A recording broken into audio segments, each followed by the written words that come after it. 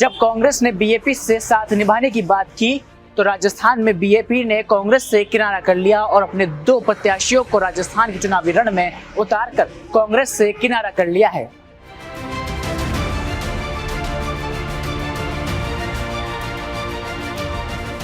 राजस्थान में होने वाले उपचुनाव को लेकर यह कहा जा रहा था कि राजस्थान में अगर किसी का इस बार गठबंधन होगा तो वो थी भारत आदिवासी पार्टी और खुद कांग्रेस। जिस तरह से साल 2024 के लोकसभा चुनाव में बीएपी का साथ कांग्रेस ने दिया तो वही बागीदोरा के उपचुनाव के अंदर भी कांग्रेस ने बीएपी का साथ दिया। तो वही इस बार ये कहा जा रहा था कि इस बार बीएपी कांग्रेस का साथ देने को लेकर तैयार है, लेकिन जैसे ही राजस्थान में बीएपी ने अपने पार्टी के पत्ते खोले तो कांग्रेस के लिए राजस्थान में मुश्किलें बढ़ गई। साल 2024 के अंदर होने वाले 7 विधानसभा सीटों में से 2 ऐसी विधानसभा सीटें हैं जहां से बीएपी ने अपने पार्टी प्रत्याशियों की घोषणा कर दी है। जितेश कटारा को सलूम्बर की विधानसभा सीट से लड़वाने का बड़ा फैसला करवा दिया है, तो वही राजकुमार रौत जिस सीट से विधायक थे यानी कि 84 सीट पर भी अनिल कटारा को उतार कर बड़ा दांव खेल दिया है। अब कांग्रेस के लिए इन तमाम 2 सीटों पर लगातार मुश्किलें बढ़ गई है, क्योंकि इन दोनों ही सीटों पर इस बार त्रिकोणीय मुकाबला होना है, जिनमें बीएपी के साथ साथ कांग्रेस और बीजेपी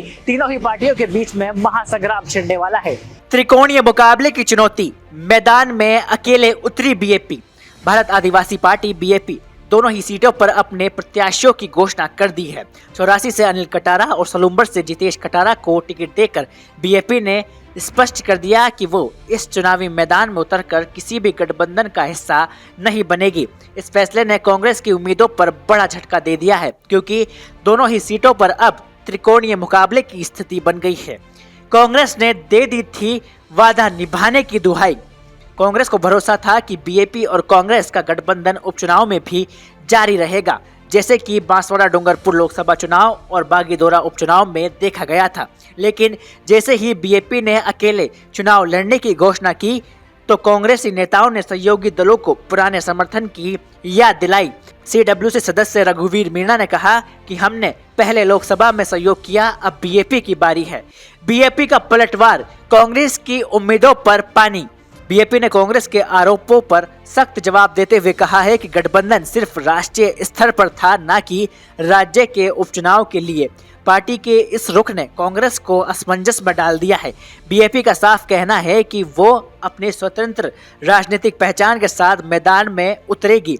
पिछले विधानसभा चुनाव में 84 सीट पर कांग्रेस के ताराचंद भागोरा की जमानत जब्त हो गई थी, जबकि बीएपी के राजकुमार रौत ने 53% से अधिक वोट हासिल कर शानदार प्रदर्शन किया था। वहीं सलूम्बर सीट पर रघुवीर मीणा को भी बीएपी के कारण हार का सामना करना पड़ा था और इस बार भी बीएपी ने उसी आक्रामक रणनीति के तहत चुनावी मैदान में उतरने का ऐलान कर दिया है।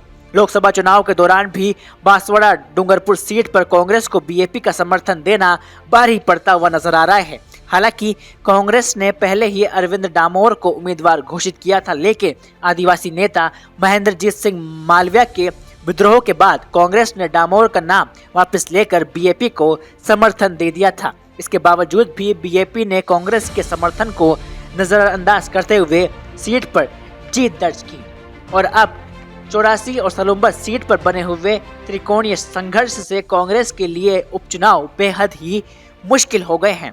बीएपी के अलग चुनाव लड़ने से वोट का बंटवारा तय है, जिससे बीजेपी को फायदा मिल सकता है। कांग्रेस को अपने पुराने सहयोगी दलों के साथ बिगड़े संबंधों को संभालने और मतदाताओं को फिर से अपने पक्ष में करने की चुनौती का सामना करना होगा।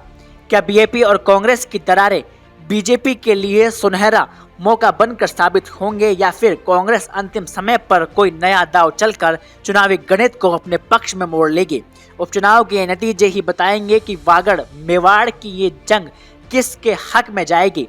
राजधानी जयपुर से राहुल जांगिड़ के साथ फैक्ट इंडिया ब्यूरो।